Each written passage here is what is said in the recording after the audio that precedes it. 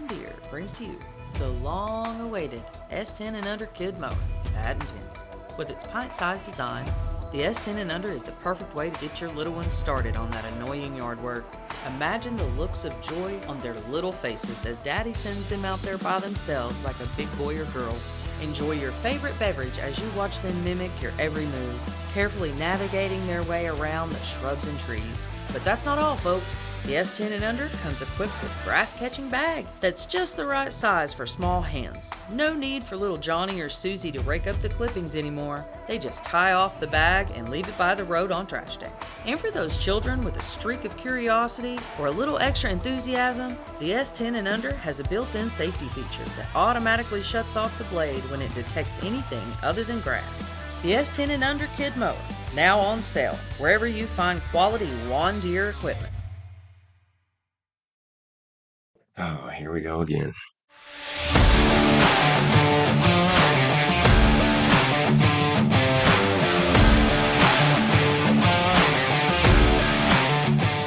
Hey, everybody. Hello, hello. Here we are again. Week, whatever this is, week 12, week 13.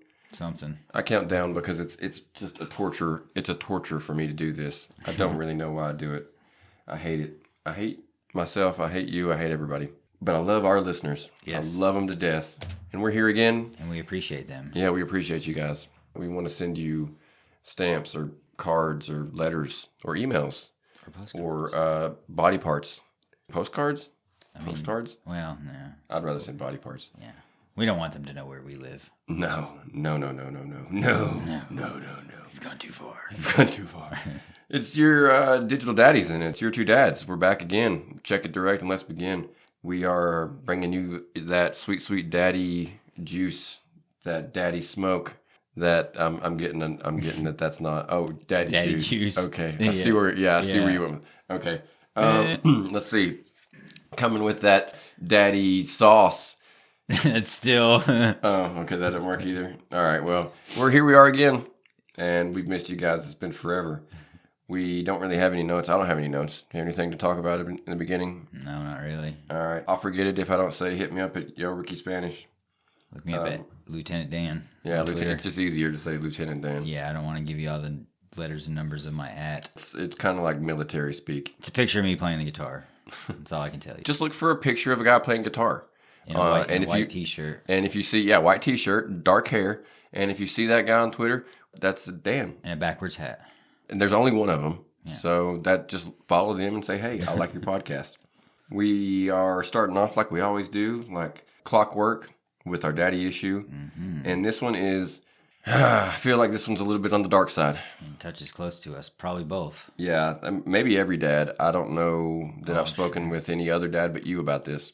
So I can't say that it's as widespread as it maybe seems to me, because I feel like every dad probably feels this at one time or another, and that's dad guilt. Yep. And there's many different facets to it. There's, I work too much. I don't work enough. There's all kinds of different ways to look at it. And in order to let me gather my thoughts on the topic, I'm going to let you go first. So take it away, Dan. What do you got to say about dad guilt? How does it affect you? Thanks, buddy. Dad guilt, sometimes I think I, don't do enough, or I'm not. Sometimes I feel that where I work every day which this is true, I've missed things, milestones like her walking and her talking and her doing things that are big milestones. Like I missed all that because I was at work. Because I work, I feel guilty, but I need to work to provide. So it's kind of a catch-22 or whatever. I go through it. There's times where I feel like I'm the shittiest dad in the world because I've had a bad day at work, or mentally I'm having a rough day or whatever, and I come home and I'm not my normal self, and I don't spend the normal time that I would do on a good day with her. I just kind of sit by myself quietly, and because I've had a bad day or whatever, and so I feel guilty there. And then looking back on it, you feel guilty, but yeah, it hits home. It's not every day. I guess one of the lucky ones that have more good days than bad when it comes to that kind of thing, but I definitely have experienced it, and it's not fun. Most of mine comes from the work, or I was going to say that you basically covered probably what most I'd have to say definitely the majority of dads. Yeah. That's where their dad guilt comes from. Yeah. At least that's where the biggest source of it. I'm not saying, I'm sure that you have, once you hear what I talk about, you'll probably be like, oh yeah, I have a little bit of that and a little bit of that. Yeah. But it has to be working too much. Yeah. Even if it's a mom thing, the working too much is going to be a big deal. The other side of things is not working and being a stay-at-home parent. And that's me. My wife, she just makes a lot of money. If I got a job right now, virtually anywhere I got a job right now, I wouldn't make as much. And childcare is expensive. Yeah, but your whole check, not your whole check, but a lot of your check would go to that. So yeah, that's basically what we were judging it by, is how much of my check I'd be using for it. Yeah. And the places that I would work long-term weren't going to pay me a lot. Right. I'm looking at things from a different angle. And I worry about more, I don't know, psychological things, I guess. That's not the best way to put it, but I worry about, like, would he be proud of me? You know, I don't work. All I do is podcasts, or maybe something else that I do will, you know, become something. But for the most part, I do shit, and I don't do it great. I'm sure my wife or whoever would say differently, but I can't imagine that as it stands, I've really done anything to make him proud. That might be its own daddy issue. Yeah. Would my son or daughter be proud of me? We will have to think about that in the future. I'm sure that I will. You know what? I'm going to mark that down and then just edit out the silence like I did it in no time at all. So yeah, would he be proud? I don't know.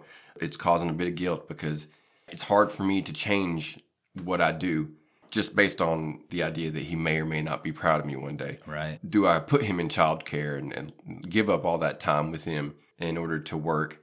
Because I worry that might be a problem in his eyes one day. I don't know. And if you, not to cut you off, but if you do that, if you do go that route, then you have to worry later on about, shit, did I spend enough time with him? Yeah, then my dad guilt changes. Yeah, then it changes. It doesn't go away. It just changes, like, from I'm not working to support him, but then I don't have any time with him anymore. Yeah. And that's kind of the thing I go through, the time aspect, because I work. There's only so much time in the day, and there's less time for you and them, because even if you're at home, you're only at home for a short time before they're in bed. Or I only get, out of the day, I only get during Monday through Friday, because that's the days I work, I only get like 3 hours with her. I don't actually say this to my wife out loud, and she doesn't listen to the podcast, but I did the math, and I get more time with him in a day than sometimes she will in a week. Mm-hmm. It's just ridiculous, the differences. I use that when I come down to work on a project or whatever, and I'm down here for maybe a little bit too long. I just tell myself, well, that's all right. She doesn't get no time with him anyway. So it's cool that she gets this time. That leads me into my next cause of guilt, which is, could I do more? Could I do more with him as far as activities or teaching him? Or could I do anything? Because there's nothing that I particularly know that I could do. I don't just ignore some particular activity or things that I know would be helpful because I don't feel like doing it. But I know that there are some things, and maybe they fill a gap that he has because I'm not doing whatever that is. And especially when personally I have a problem with depression. And if I'm really depressed that day, I'm not the most attentive dad. I'm still like, I keep him from stabbing himself in the face or running with scissors or drowning himself or whatever. But those days I don't really play with him as much. Right. Yep. That is probably a problem. I wonder, will that be something he remembers, or will that accumulate into a problem? Because it's not like I'm that way every day, but I'm that way more than a little bit. Yeah. That happened to me just this week. I was feeling kind of blue one day, and I did that. When I got home, I just kind of sat on the end of the couch, and she'd come over and tap me on the shoulder and kind of look at me with those sad eyes like, are you okay? And she'd try to give me a hug, and I love it. I took it, and it made me feel better in the long run, so I'm glad she did it. But yeah, So not only are you depressed, at the time, but then like the next day you look back and you're guilty. Yeah. Because, that happened. Yeah, exactly. Let's not forget financial worries. Can I give him enough of whatever to ensure that he's like a well-rounded person? I remember growing up, I wanted to join the Boy Scouts. Right. And all jokes aside, but that cost more money than my mom was willing to give out. Right. There was another time where I wanted to take Taekwondo, and she started me in it. And then the first time it came to spend money, that was my last class. Yeah. And another thing, when it was time to move to Little League, there was going to be some sort of fee, and my mom just didn't want to pay the fee. Maybe she spent the money on, drugs, whatever. I don't know.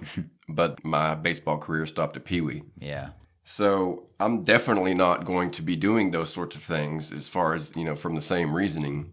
But I'm not made of money. No. So what will I do if he has an interest that I can't necessarily afford? Because I do want to provide him with those options, but I can't just, if he's like, oh, I want to go horseback riding, I want to do this and that and the other. Well, I can't give him all four of those things. Right. You're going to have to pick your favorite.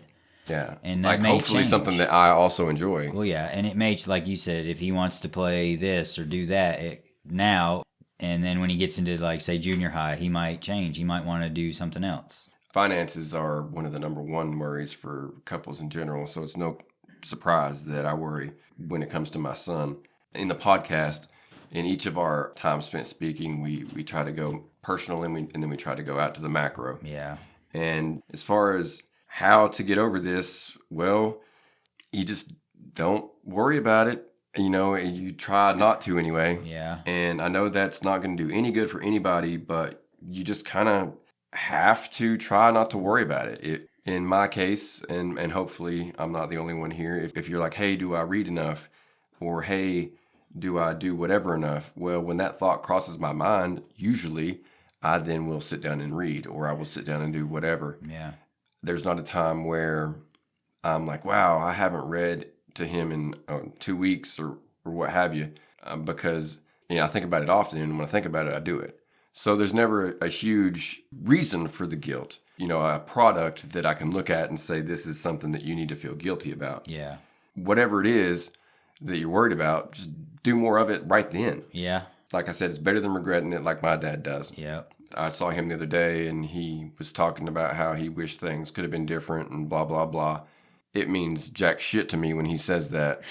But I'm sure that also is something that other people deal with as they get older. Oh, yeah. In his case, instead of playing catch with me or going, camping or to a ball game or whatever, he wanted to get drunk and watch the race.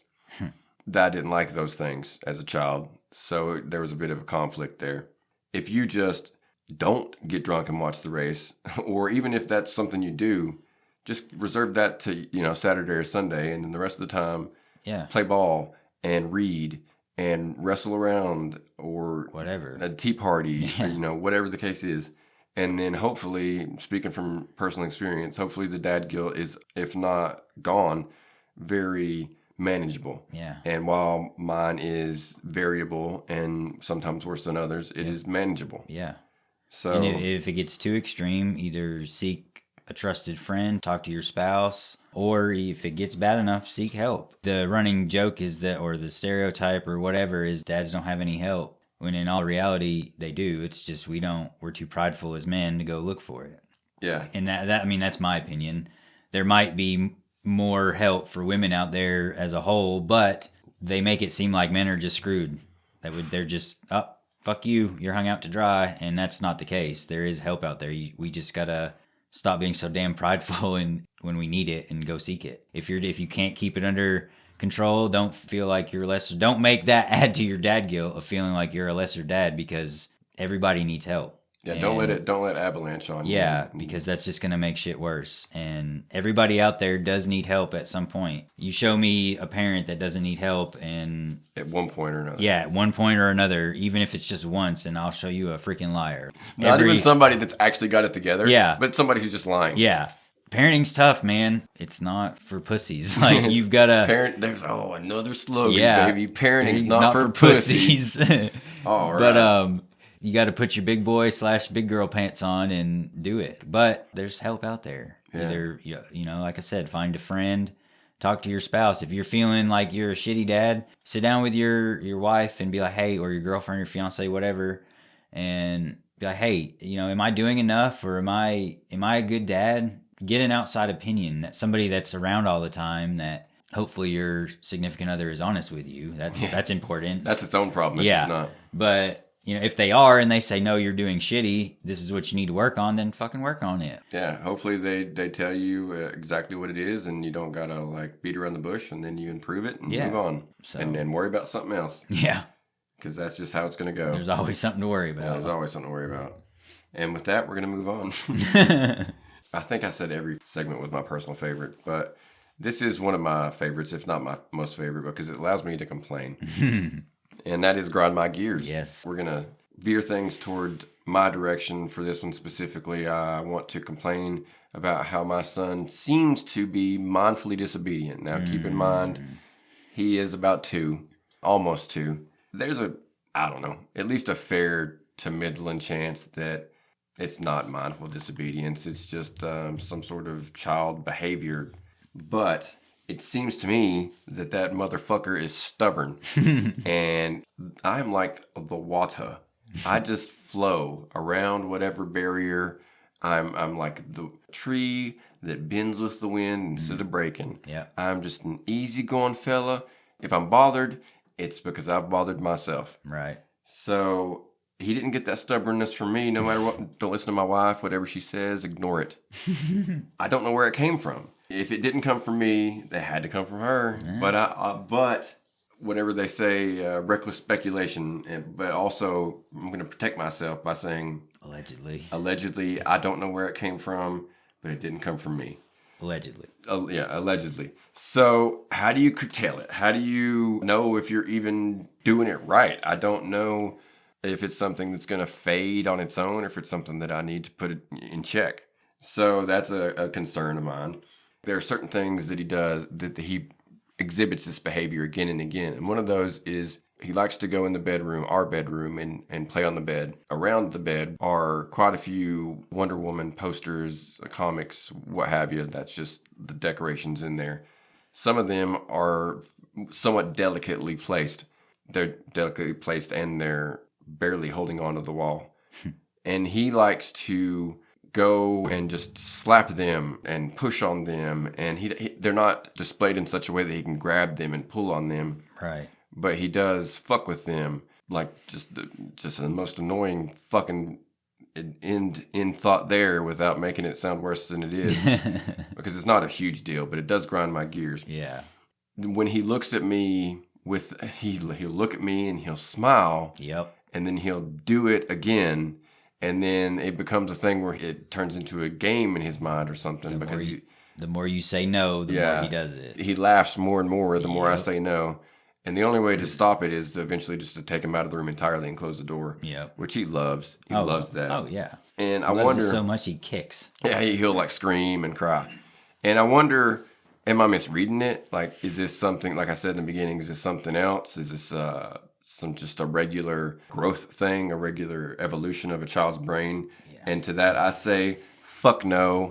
That motherfucker is testing me already. Yep. He's not even 2 yet, and he's testing me. Mm-hmm. He's seeing how far he can push me, how much he can get away with. He's testing his boundaries. Yes, and he's doing it consciously. He knows what he's doing. I want to go back to the Sparta kick idea, but it would not be for the right reasons. I would be coming at it from the wrong angle. Wouldn't be to teach him something. It would be to express my anger. And I'm not going to kick my son across the room simply to express my anger. I guess it all comes down to, when you really look at it at its barest bones, the only solution is just more patience. Yeah. And I hate coming to this again and again. I would love to use it as like an intro now or something to the podcast, because it seems like we've said that word almost as many times as Axl Rose. Probably in every episode. Yeah, every episode, because really there are times obviously where we talk about things and we can tell you rules and things that guidelines that you need to follow and what have you. But for a lot of this stuff, it's just patience. Yeah. And I guess that's what it's going to be here too. I don't know really what else to do other than what I'm doing, which is just being firm and rarely, I will admit that I do, but rarely giving in to him when he turns into a game, and just trying to be consistent in my behavior enough that he stops eventually. Yeah, that's all you can do, unless you have consequences for he needs to learn that there are consequences for misbehaving, for his actions. And in my opinion, once they're toddling around and walking around and stuff like that, and I mean, don't do it when they're a newborn and stuff, but when they're walking around and starting to talk and communicate and stuff, that's the time, you need to teach them no means no, and there's consequences if you don't listen. I mean, like I said, you don't have to beat your kid, but...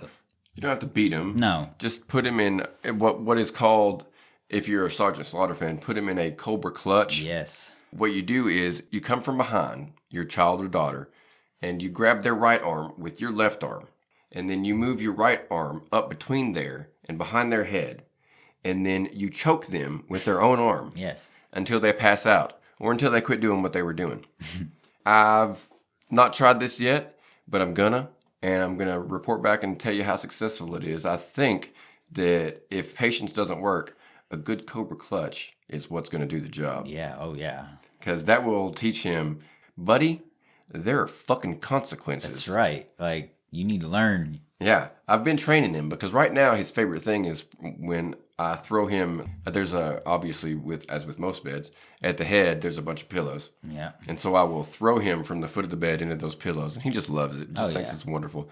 But what it really is training for when I start body slamming him firmly onto the ground and suplexing him onto the grass outside, and just in general playing a bit too roughly, walking that fine line between physical abuse and rough horseplay. Yeah. Because I need him to know I'm in charge. Well, he's a boy, too. He'll be able to take it. Yeah, and he'll be tough. Yeah. It will allow us to set a hierarchy where he will know when the time comes that he is my better. He is the man of the house, and he can then take his place as leader of the pack. Right. But until then, when I hit him, it will be with more force than is necessary. Daddy's in charge. Daddy's in charge. Might be another slogan. Hey. And that one has been said a few times too in the bedroom. But probably maybe not as much as take Daddy's juice or whatever. Whatever it was. I was Daddy's The dad juices. Daddy's hot gravy. Whatever it was before that I thought was just spot on great for the next t-shirt that we were going to release. Sometimes you swing and you miss. Yeah. Daddy's hot man gravy is not a hit. No, that's a strikeout. That's 1, 2, 3.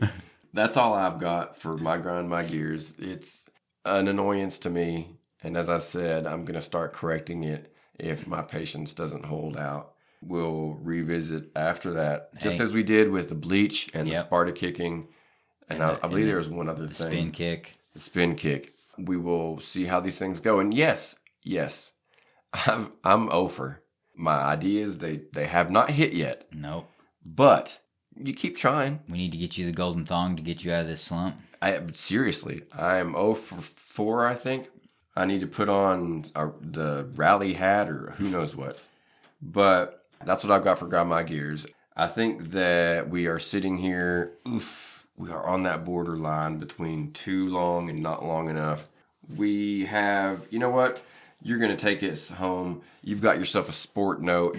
And then, like always, you're going to end us with a dad joke. So take it away with what we have left. All right. My little sports note. This is kind of old news if you're a fan of said sport that I'm going to be talking about. I got 2 ways to tie it into the dad theme of our show here. On January 12th of 2023... my favorite and my dad's favorite NASCAR driver in the Cup Series, Kevin Harvick, announced that this will be his last season, which sucks, but he's going to be 48. Well, no, he'll be almost 48 when the season's over. Yeah, so that makes me feel real old. It's time. The reasoning is he wants to be a dad. His son is... Shoot, I should have looked that up. But he's getting to the point where he wants to start having his own racing career. Like they go around the country. Actually, they go around the world. They just went to Italy and started racing. But he wants to focus and put a lot of effort and energy into this to make sure this is really what his boy wants to do. So I commend him for it. I can't be mad at him for wanting to be a dad because he's trying to be a dad for not the first time, because he used to bring him to the track all the time. And if you watch NASCAR, he actually popularized dads letting their children ride in the car to victory lane after they win, because he's done it 3 times that I can remember right now off the top of my head. And there's been a handful of other drivers that have started doing it now after he did it. He's just retiring. He's been in the sport since he's the one that took over for Dale Sr. And so in 2001, it happens to the best of us. Yeah, 2001 to 2023. That's a good long freaking career. He's only got one championship, which sucks. But hey, he's got the one, and I was there, not at the track, but I got to witness it on TV and act a fool after he won. So. And he's been, he's a name that which means he's been competitive. And he's in the, I think right now, he's 9th or 10th on the all-times win list, which is pretty cool. He's got records at Phoenix that probably will never be broken. And he just passed, I think, Richard Petty and Jimmy Johnson, of all people, for consecutive, he passed Richard Petty and Dale Earnhardt Sr. for most consecutive top 10s at one racetrack. Other than Jimmy Johnson, what better company to be in than those two? Yeah. 7-time champions and the guy you took over for. But he's walking away, quote unquote, from it to be a dad, to spend time with not only his son but his daughter too. He's got a little girl. He's going to be in the booth on Fox. He's going to work for Fox, being an announcer next season. So he'll still be around. It's not like I won't ever see, quote unquote, see him again. But he'll be announcing the first half of the season. You can still be friends. Yeah. You're just not, He's actually dating he's actually pretty cool. I met him one time. He's pretty cool. That brings me into something that I wanted to do, which is start our probably infrequent Dad of the Week award. And I can think of nobody better to give it to than this man right here. Yeah. He's given up his chosen career. He's still got drive. He still can drive. Oh, yeah. He's still competitive. Yeah. He would rather spend his remaining relative youth with his son. Yeah. And you have to appreciate that. You have to applaud that. Yep. That is certainly a Dad of the Week. Without actually making the noise and throwing off the audio, I want to applaud and thank him for setting a standard for the rest of us. And a good example. Yeah. For his son. Yeah. And for his son, too. Yeah, for sure.